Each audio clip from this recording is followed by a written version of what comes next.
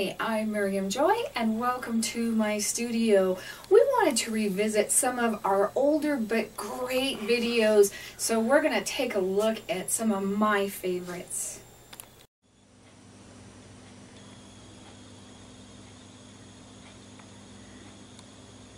Hi, I'm Miriam Joy and welcome to my studio. We're doing another tips and technique video today, and we're going to be working with QuikAluminum. This is the latest in our Quick Wood products, and this is a lot of fun, and I'm really enjoying working with the QuikAluminum, which is basically a silver.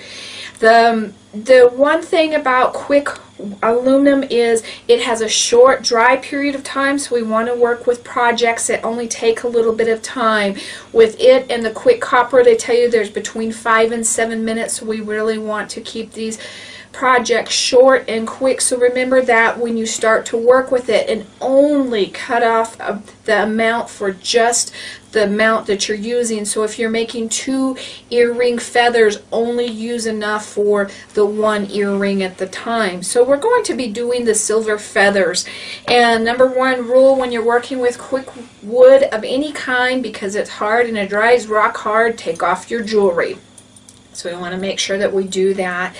And then the next thing I'm going to do is I am going to use my vegetable cooking spray, and I'm not going to spray it, well, I could spray this onto this because we're not going to put this onto a gourd or anything. Normally I spray it onto my hands first because I want the quick wood to be able to stick, but it really, we don't have to worry about it sticking. You can put this onto your gourd as well. It doesn't matter. So we're going to take our QuikAluminum, and I have a smaller piece that I'm working with here because I'm ending up a roll of this, and I'm going to take this. And I want to do probably a little bit bigger feather so that you can see it. We'll do a necklace, and so you get the basic ideas. And you want to make sure that you remove all of that plastic, and sometimes on those end pieces it's harder to tell. So because if you're working with it and you start to cut it or something and you realize there's plastic in there, it's really hard to go back and fix it at that point in time. So I'm going to knead this really, really well. And I'm going to do things a little bit differently. We're going to kind of get that in an oblong shape. And you can do it out with your fingers, but I also have little rollers that help as well. It's going to be a little bit bigger feather than I was planning on, but that's okay. We're going to go with it. Now I like to use my business cards to do my lines. I've tried cutting them, I've tried all kinds of different things, and I always come back to this because I can make my lines. Now on this one, I'm going to do, instead of 1 line down the middle, I'm going to try and do 1 on each side. We'll see, I may have that too big. And you know what? I'm trying this too big. I'm going to go back to my original plan of just a smaller feather. I had too much there. It's hard on the end piece. See this little piece right here? If you have some Quicksilver and you're not going to use it, by putting it in there, it keeps the air out of it, and it'll extend it just a little bit of time. Another thing that you can do if you're not going to use it, and I think I'll show you that. I'm going to walk away from my table, and I am going to grab one of my molds, and I had talked about this in an earlier video. If you have a piece that you're not going to use, simply come over to your mold and make a shape that you'll use on something later. That way you can simply just put it in there, and you've used up your QuikAluminum, and you have that for another project. So we're going to take that, and I'm just going to let that dry for another project for later. So I didn't waste that. Now, get back to this guy, because we don't want to waste our time, because we only have a few minutes with him. There, that's more the shape, the size I wanted. But that gives you an idea, if you have extra, what to do with it. And I'm going to be doing a little video with flowers and stuff too, so you can even do that. Now, like I was talking about, using my business card and coming in here, and we're just going to shape that as a feather. You could also cut it out with your hobby knife if you needed to as well, but I prefer doing it this way. And I'm going to try one more time, 2 down the line. That way you have that centerpiece. And I'm going to do the same thing with my card to put my lines in. You can come in when you're doing the earrings with your hobby knife and make these smaller, and that really works as good too. But we're putting all these little lines in. And another thing that you can do on these bigger ones that I'm not going to show you today is you can come back in with your black paint and your little tiny liner brush, and you can go into these lines, just the bottom of the lines, and that'll even bring out more different layers of the feather and even make it look nicer.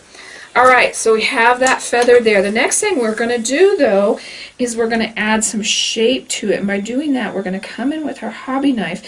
And what I do is I just slice it.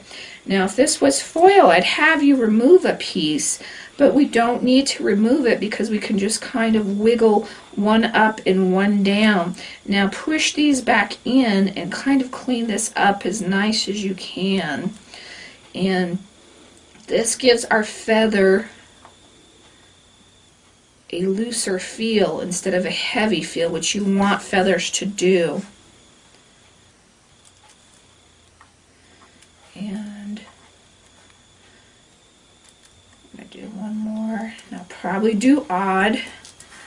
You always want to try and think about odd, not even. You actually could do 3 on 3 on here, and it would be kind of odd. It wouldn't be even because you would think about those 3. So you can always kind of figure things like that out.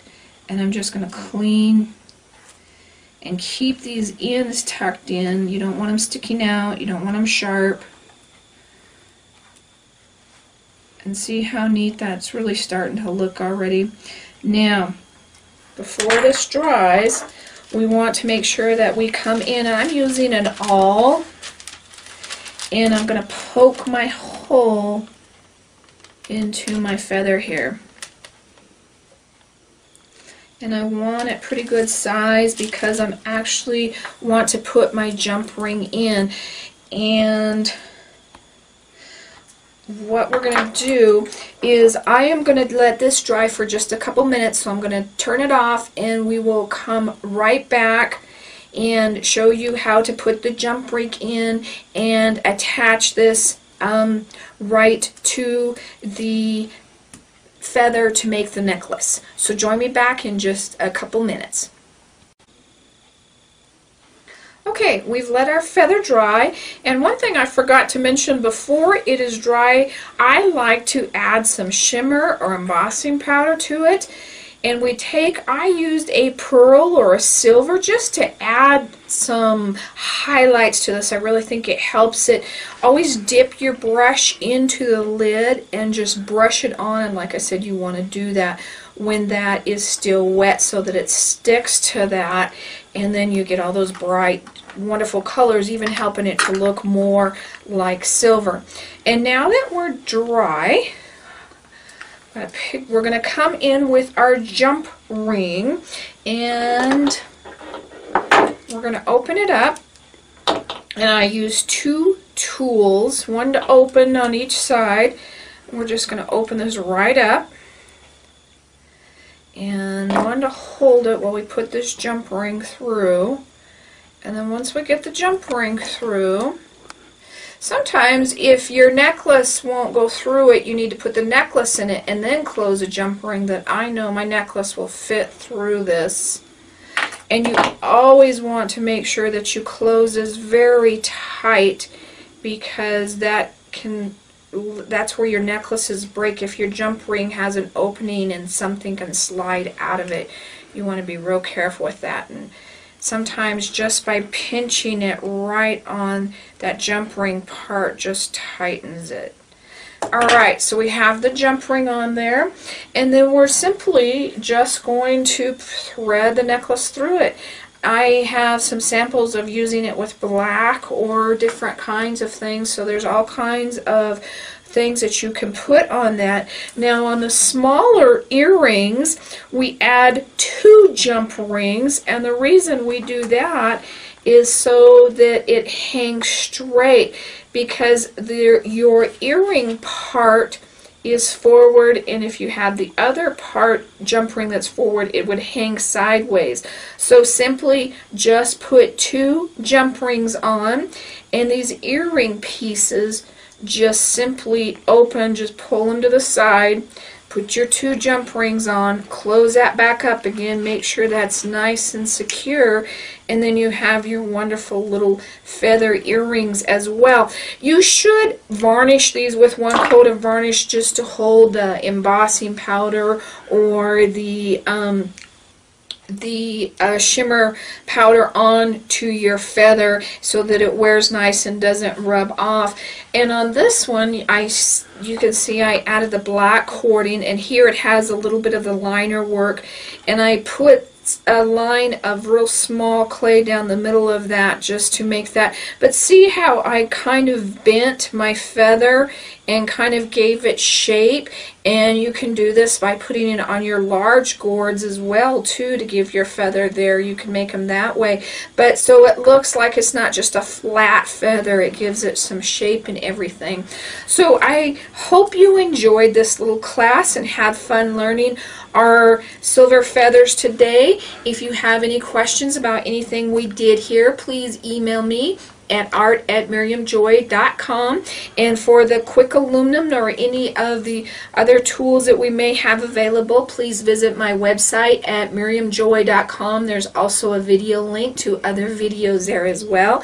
And also on Facebook at Miriam Joy Gourd Creations. I post a different gourd every day, or gourds that I'm working on in progress, so you can see how to do them. So thank you for joining me today, and God bless.